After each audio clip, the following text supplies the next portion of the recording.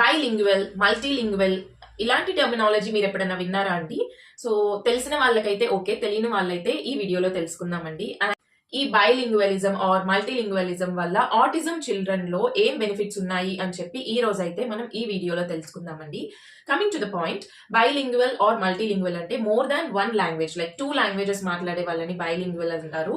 And more than 2 languages, multi languages మాట్లాడే వాళ్ళైతే multilingualism అంటాం అనమాట.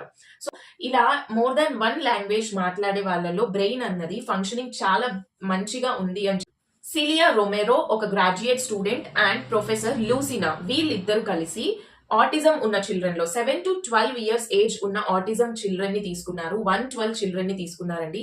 సో తీసుకొని వాళ్ళైతే ఈ మల్టీ లాంగ్వేజెస్ మాట్లాడే children and only single language మాట్లాడే చిల్డ్రన్ ఎలా ఉంది వాళ్ళ బ్రెయిన్ ఫంక్షనింగ్ అన్నది అండ్ వాళ్ళ ఎగ్జిక్యూటివ్ స్కిల్స్ ఎలా ఉన్నాయి అనే దాని మీద రీసెర్చ్ చేశారండి. సో వాళ్ళైతే మనకి ఏం చెప్తున్నారంటే, ఈ 2 లాంగ్వేజెస్ కానీ లేదంటే మల్టిపుల్ లాంగ్వేజెస్ కానీ మాట్లాడే కిడ్స్ లో అయితే ఎగ్జిక్యూటివ్ ఫంక్షనింగ్ స్కిల్స్ అన్నవి చాలా ఎక్కువ ఉన్నాయంటండి.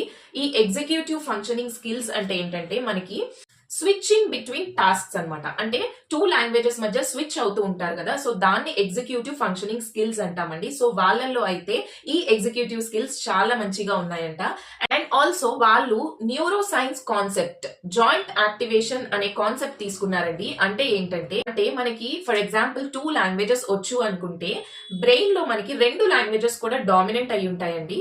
మనం ఏం చేస్తాము, ఒకరితో ఒక లాంగ్వేజ్ మాట్లాడాలి అనుకున్నప్పుడు ఇంకొక లాంగ్వేజ్ ని కంట్రోల్ చేసుకుంటాం, అంటే సప్రెస్ చేసేసి ఒక లాంగ్వేజ్ ని డామినేట్ చేసి దాన్నే మాట్లాడుతూ ఉంటామండి. సో దాన్ని జాయింట్ యాక్టివేషన్ కాన్సెప్ట్ అంటారనమాట. సో అది కూడా ఈ 2-3 లాంగ్వేజెస్ మాట్లాడే కిడ్స్ లో ఎక్కువ ఉందంట. అండ్ వీళ్ళిద్దరూ ఆటిజం ఉన్న చిల్డ్రన్ యొక్క పేరెంట్స్ లో గమనించింది ఏంటంటే, ఆ పేరెంట్స్ ఈ ఆటిజం ఉన్న కిడ్స్ కి ఏదన్నా కొత్త స్కిల్ నేర్పించాలన్నా లేదంటే ఒక కొత్త లాంగ్వేజ్ ని నేర్పించాలన్నా కానీ వాళ్ళు హెసిటేట్ అవుతున్నారంటండి. ఎందుకంటే ఆటిజం ఉన్న చిల్డ్రన్ లో ఆ బ్రెయిన్ మీద ప్రెషర్ పడి మళ్ళీ ఏమైనా ప్రాబ్లమ్స్ వస్తాయేమో అని చెప్పి వాళ్ళు కొంచెం హెసిటేట్ అవుతున్నారంట.